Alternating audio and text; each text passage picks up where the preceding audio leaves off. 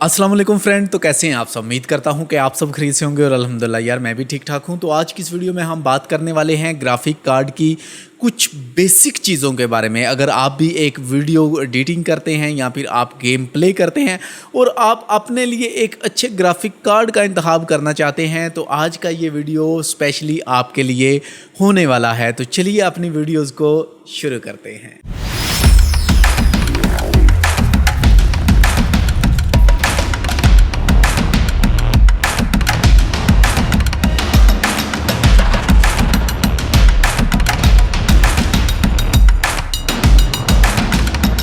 काफ़ी सारे दोस्त ऐसे हैं जो जब भी वो मार्केट से ग्राफिक कार्ड बाय करते हैं तो उनके माइंड में बस दो ही चीज़ें होती हैं।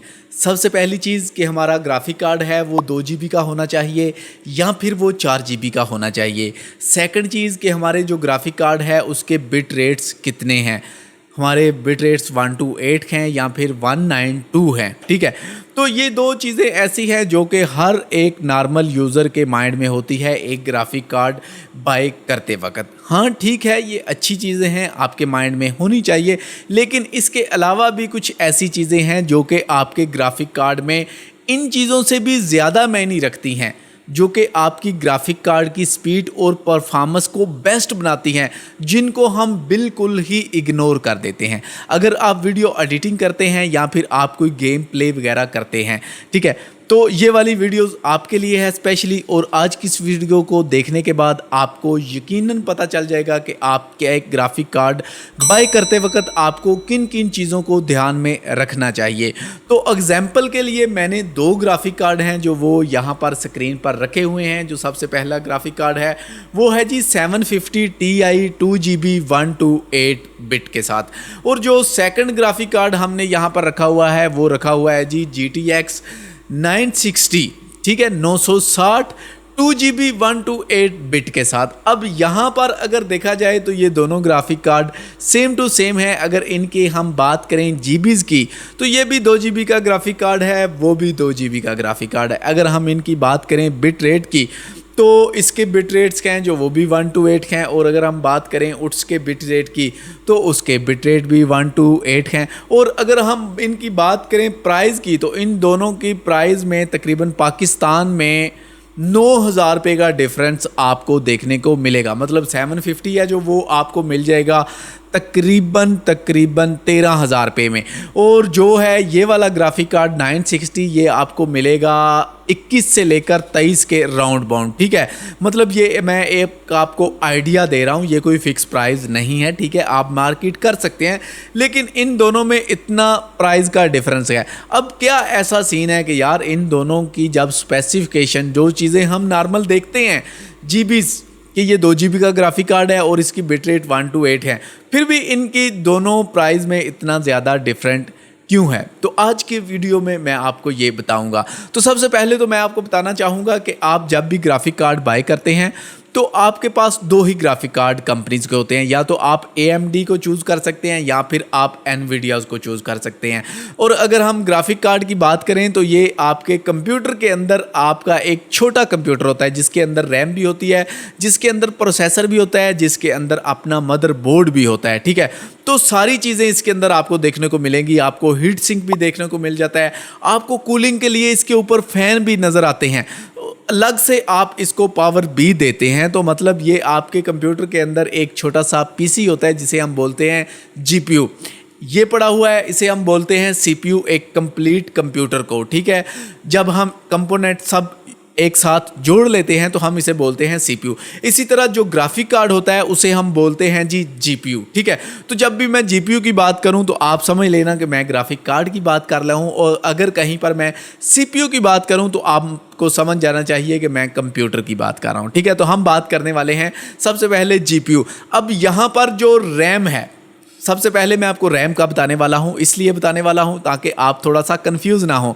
अब जो हम चीज़ देखते हैं ना कि हमारा ग्राफिक कार्ड 2 GB का होना चाहिए, हमारा ग्राफिक कार्ड 4 GB का होना चाहिए, हमारा ग्राफिक कार्ड 6 GB का होना चाहिए या 8 GB का होना चाहिए।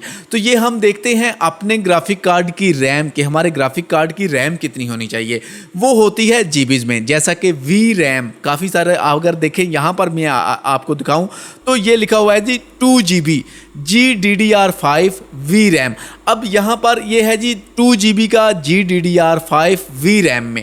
इसी तरह अगर मैं 750 Ti पे आ जाऊँ तो ये मैं आपको दिखाऊं तो ये है जी इसका मेमोरी इंटरफेस, मतलब इसकी जो रैम है वो है GDDR5 और इसकी GDDR5 के साथ ये भी 2 GB का ही है, ये ऊपर लिखा हुआ है, ठीक है। इसकी स्टैंडर्ड मेमोरी कॉन्फ़िगरेशन है जो ये है 2 GB का, मतलब 2048 MB उन्होंने लिखा है, मतलब 2 GB का ही ये बनता है, ठीक है। तो ये भी 2 GB GDDR5 के साथ है और ये भी 2 GB GDDR5 के साथ है।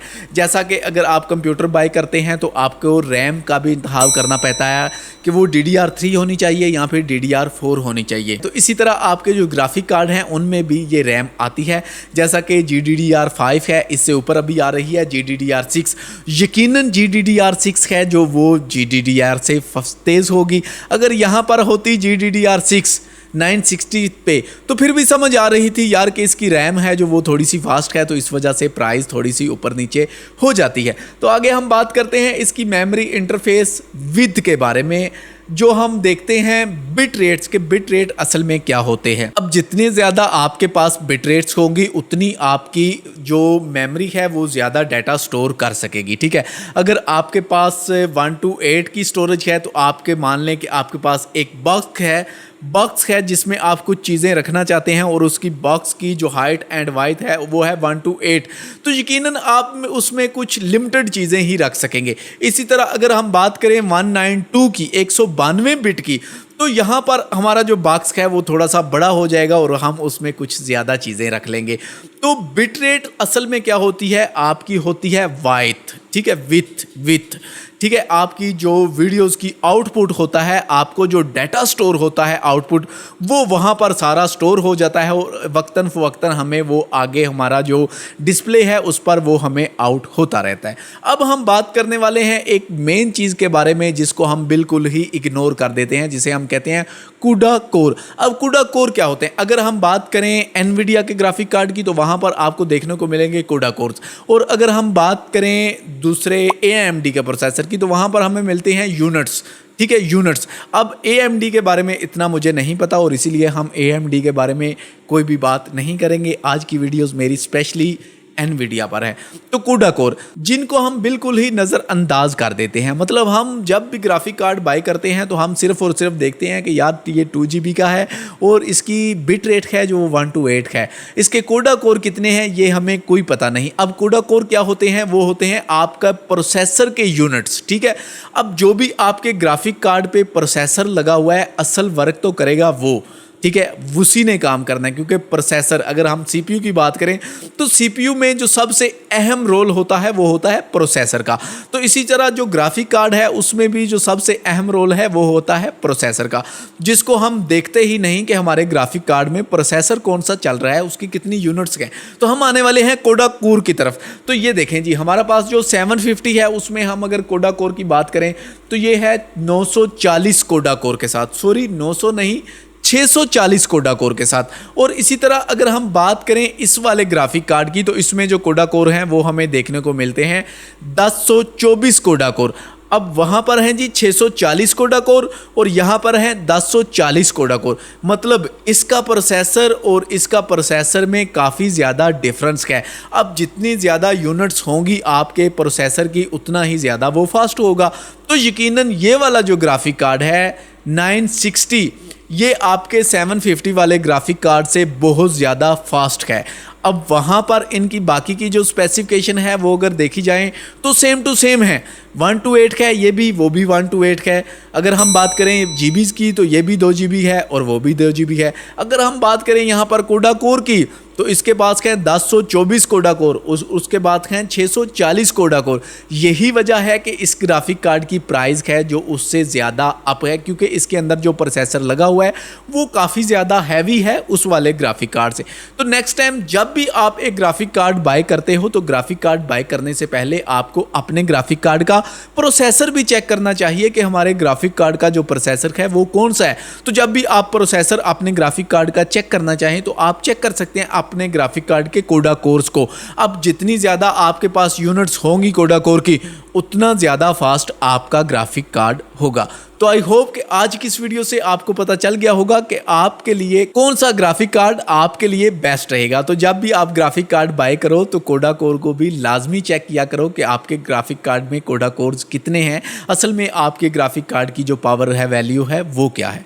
तो वीडियो को पसंद आने की सूरत में लाइक लाजमी कीजिएगा और अपने दोस्तों के साथ शेयर कीजिएगा। और अगर आप मेरे चैनल पर नए हैं और इसी तरह की इंटरेस्टिंग वीडियोस देखना चाहते हैं और एक अच्छे वीडियो एडिटर बनना चाहते हैं तो चैनल को सब्सक्राइब करके साथ में घंटी के बटन को लाजमी दबा लें ताकि हमारी हर आने वाली लेटेस्ट वीडियोस आपको मिल सके। शुक्रिया।